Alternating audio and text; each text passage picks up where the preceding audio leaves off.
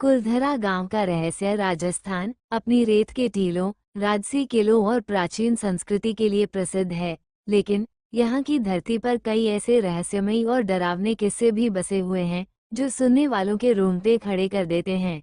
ऐसी ही एक कहानी है जैसलमेर के पास स्थित कुलधरा गांव की। कुलधरा, जिसे भूतिया गांव के नाम से जाना जाता है, एक समय में पालीवाल ब्राह्मणों का समृद्ध गांव था। कहा जाता है कि यह गांव 13वीं सदी में बसाया गया था और यहाँ के लोग खेती और व्यापार में निपुण थे। लेकिन 19वीं सदी में कुछ ऐसा हुआ जिसने इस गांव को वीरान कर दिया।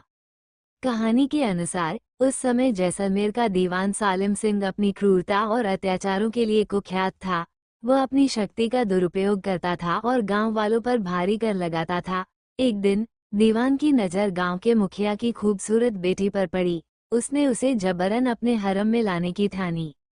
गांव वालों ने इस समस्या का हल निकालने के लिए पंचायत बुलाई।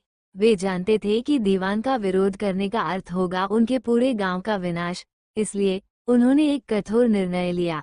एक ही रात में पूरे गांव के लोग कुलधरा और उसके आसपास के 84 गांवों को छोड़कर चले गए। जाते जाते उन्होंने गांव को श्राप दिया कि यहाँ कभी कोई बस नहीं सकेगा। आज कुलधरा गांव खंडहर में तब्दील हो चुका है। लोग कहते हैं कि यहाँ रात के समय अजीब अजीब आवाजें सुनाई देती हैं। कई लोगों ने यहाँ अदृश्य ताकतों की मौजूदगी का अनुभव किया है। स्थानीय लोग मानते हैं कि यहाँ आत्माएं आज भी भटक रही हैं। कई साहसी लोगों ने यहाँ रात बिताने की कोशिश की, लेकिन वे डरावनी घटनाओं का सामना करने के बाद वहां से भाग गए। कुछ ने बताया कि उन्हें किसी की चीखें सुनाई दी, तो कुछ ने अपने आसपास किसी अदृश्य शक्ति को महसूस किया। सरकार ने इस जगह को संरक्षित स्मारक घोषित किया है और यह पर्यटकों के लिए खुला है, लेकिन सूरज ढलने के बाद यहाँ रुकना मना है।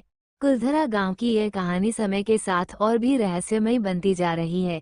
यह न केवल राजस्थान के इतिहास का हिस्सा है, बल्कि यह भी दिखाती है कि अत्याचार और अन्याय के खिलाफ खड़ा होना कितना जरूरी है। हालांकि गांव अब वीरान है, लेकिन इसकी कहानी आज भी लोगों को सहराने के लिए काफी है।